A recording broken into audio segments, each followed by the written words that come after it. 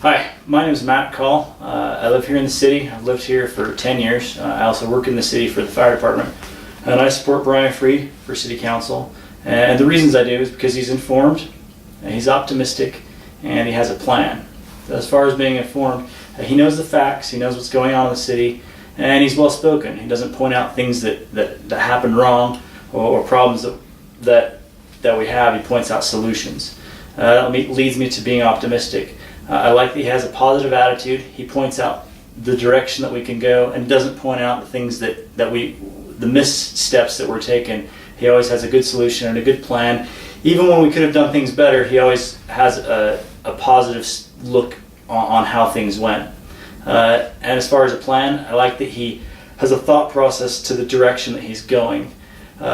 Using his informed strategies, he actually knows what direction that will work best for the city and it will work best for the residents based on our demographic here.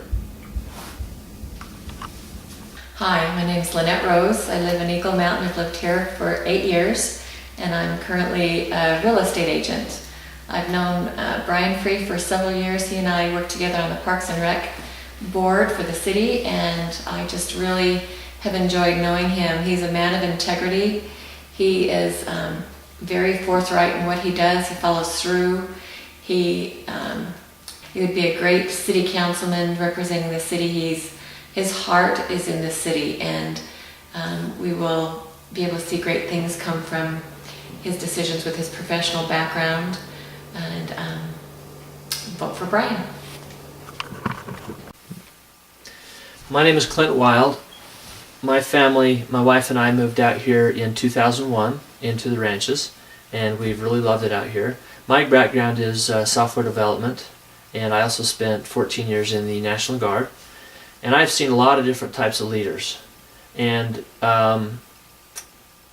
Bryan is the type of leader that goes in and works behind the scenes to get the job done. He's done a lot of homework to prepare himself for this position in the city council. He's gone to different cities and researched how they have done their fundraisers, how they've done their city meeting, their city events, their parades, and he has a lot of ideas on how to improve Pony Express days, for example.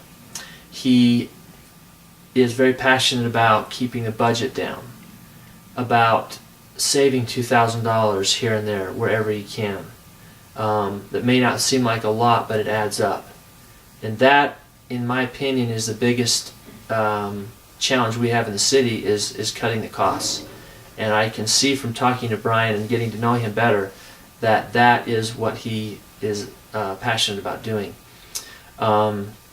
He spent about 5 years already working with the city in the Parks and Recreation Department, which will give him a big lead on his first day of work, already knowing the infrastructure, already knowing the people, the challenges, the issues, what people have already tried, what has worked, what hasn't worked. And this will give him an edge on the other candidates that have not been in the city and worked. There's one quote I heard that will get him, that said that he'll have a whole year head start because he knows the infrastructure already so well. I think that is a big reason that that Bryan should be elected. Bryan is a real estate appraiser, and he knows a lot of the people out here, a lot of the businesses, the developers, and he has a good relationship with them, and they already know him, so it's a great fit for him to be in the city council. Bryan is also has a lot of energy and passion to make this the best city that he can, and I believe in what he's doing. I think he's the best candidate for the job.